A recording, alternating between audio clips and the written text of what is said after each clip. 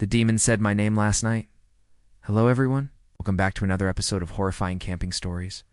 I'm your host, and tonight we're going to be reading from a subreddit, so let's get into it. The demon said my name last night. It was originally posted in the No Sleep Reddit, but it was later moved to the Just No Sleep Reddit. So this one is actually a bit different from most of the stories that I read on here, because it is a little less creature feature, a little less creepypasta, and more like cosmic horror. Still very good nonetheless. Okay, so this story was posted by a user. As I tried to go about my evening, every time I looked away from whatever I was doing, I would hear a loud thud from outside my window. I kept telling myself that it was just some big cat or something. Eventually, I decided to call the police, and they dispatched an animal control officer. Animal control arrived and looked out the window, but saw nothing. The officer suggested that I stay in a hotel for the night, and that I should probably call my landlord to take care of the issue in the morning. And then that one pebble, it's a little bigger than the others. And then he talks to his neighbor, and she says she hasn't seen anything. I feel like if something was scratching at my window so much that I had to call the cops and everything, I wouldn't be able to live in my apartment. I wouldn't be able to sleep. There's no way that my landlord would be like, yeah, we'll just fix that real quick and everything's all good. Also, if you have a story that you want me to read, please send it to the email provided below, and I'll see you next time. Bye. Nope, I would be out of there. I wouldn't even wait to finish my lease. I would just be out of there. And then he looks out the window, and he sees that small pile of pebbles, the same thing that he saw outside of his tent. And then when he goes to the window and he calls out to his neighbor, the animal stops making noise. Then he's like, maybe I'm being paranoid. And his wife laughs at him. Then his landlord comes and takes a look, and he's kind of scared too. And then the scratching starts again. It's so weird. Like the fact that it followed him home, that's already super creepy. But then the fact that it waited until he was gone to make noise, that's even creepier. Reluctantly, I agreed. But then you have the part where he finds out that there's a hole in the wall in the next apartment, and that how the animal was getting in. And honestly, that kind of ruined the story for me, because I immediately jumped to the conclusion that this is some kind of monster that can fit through walls. When the author says that there's a hole in the wall in the next apartment, he doesn't mean like a gaping hole, right? He means like a small hole. Like maybe a mouse was chewing on the wall or something and made a small hole. I don't know. It's what I pictured when I read that line. But apparently that's not what he meant, because in a comment, someone asked if the wall was completely gone. And the author replied, no, but big enough for a small animal to crawl through. So I guess I'll never know what that small animal was. And that's kind of just, classic creepypasta territory, Like a monster that can fit through walls. Like that's not very original. Like we've heard that before. I woke up in my tent last night around 3 a.m. to what sounded like screaming in the forest. She just laughed at me and said I was being paranoid. Oh man, if only she knew. I've camped many times before, and I've heard plenty of owls, coyotes, etc.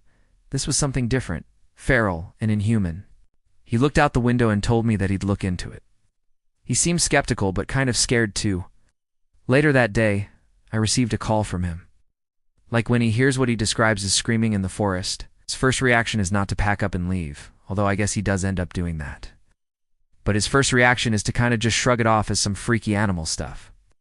And even when he finds all those holes and pebbles around his tent again, he shrugs it off. He doesn't seem to be too concerned about it.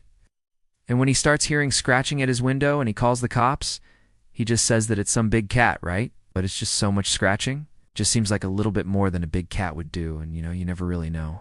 Could be a freaking bear. Could be some mountain lion. But the fact that he just dismisses it as some big cat makes him seem like a pretty calm guy. He told me that my apartment was in a pretty old part of the building, and that in the walls of my apartment were the remains of a plaster and lath wall, a type of construction that was used before drywall.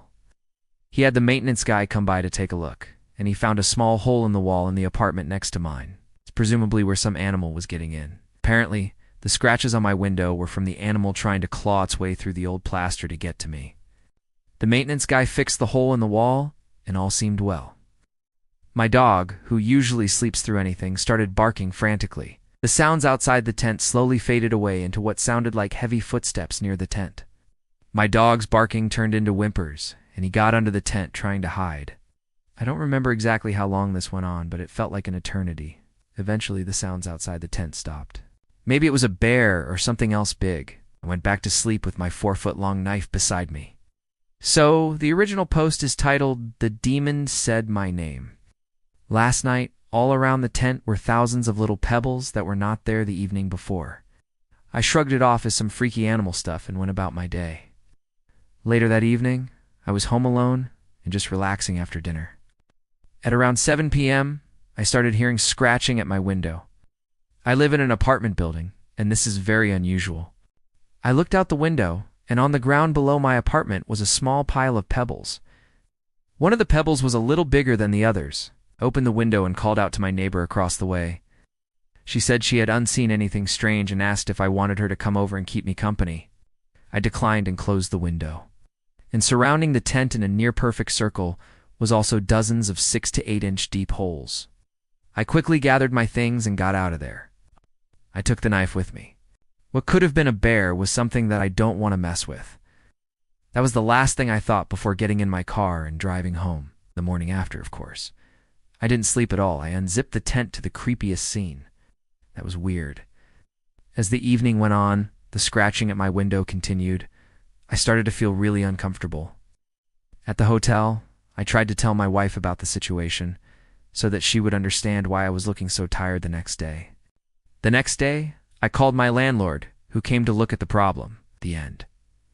Oh my God. Okay, so first off, can we appreciate the fact that the narrator in this story is a pretty chill guy? But then the story gets weird, because then you have the fact that he gets all these pebbles, right? I think the story would have been great if it ended right there. I think that would have been a great ending. And the other thing is that I did not buy for a second that the landlord and the maintenance guy actually came to fix the wall. Also, I just want to say this, because I always notice this in stories like this.